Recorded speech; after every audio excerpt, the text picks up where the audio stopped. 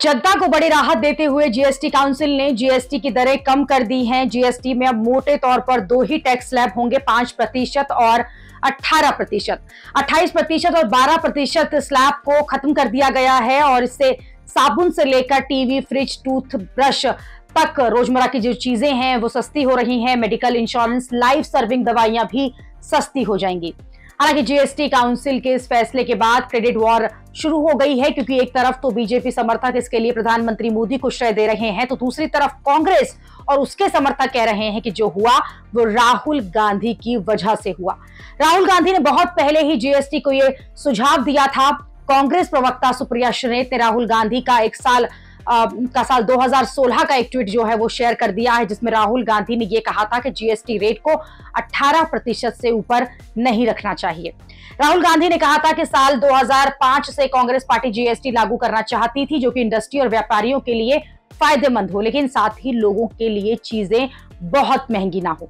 राहुल गांधी ने कहा था कि जीएसटी का अमीर और गरीब पर एक जैसा असर पड़ेगा, इसलिए जीएसटी काउंसिल को इसका रेट 18% रखना चाहिए या फिर उससे कम।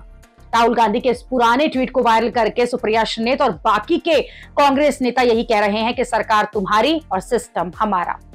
पूर्व मंत्री पी चिदम्बरम ने भी, वित्त मंत्री ने कहा है कि सरकार ने अच्छा फैसला लिया, लेकिन ये फैसले लेने में 8 साल की देरी कर दी। पी चिदम्बरम ने कहा कि हम तो 8 साल से यही कह रहे थे कि सरकार जो है वो सुन ही नहीं रही है।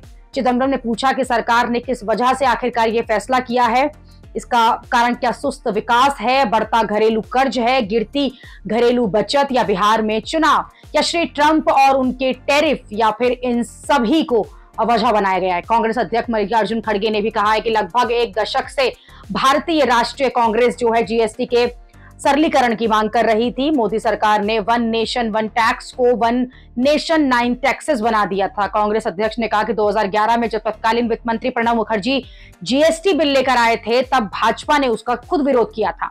तब मोदी जी ने मुख्यमंत्री थे, तब उन्होंने जीएसटी का घोर विरोध किया था। और आज यही बीजेपी की सरकार रिकॉर्ड जीएसटी कलेक्शन का जो है जश्न मनाती है, जैसे कि आम जनता का टैक्स वसूल कर उसने कोई बहुत बड़ा काम किया हो। कांग्रेस नेता जयराम रमेश ने भी कहा है कि जुलाई 2017 में ही कांग्रेस ने इस पर ध्यान दिला दिया था, जब प्रधानमंत्री ने अपना यूटर्न लेकर इसे लागू करने का निर्णय लिया था। इसे गुड एंड सिंपल टैक्स कहा गया था, लेकिन ये ग्रोथ सप्रेसिंग टैक्स साबित हुआ।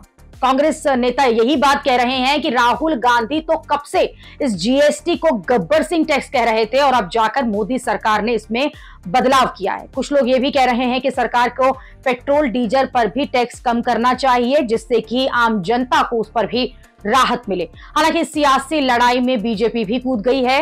बीजेपी प्रवक्ता संबित पात्रा ने एक टैक्स स्लैब साझा किया और ये बताया कि यूपीए की सरकार के दौरान तो तेल, साबुन, सीमेंट, एसी सब पर ज्यादा टैक्स लगता था, लेकिन मोदी सरकार में ये सब चीजों पर टैक्स कम हो गया।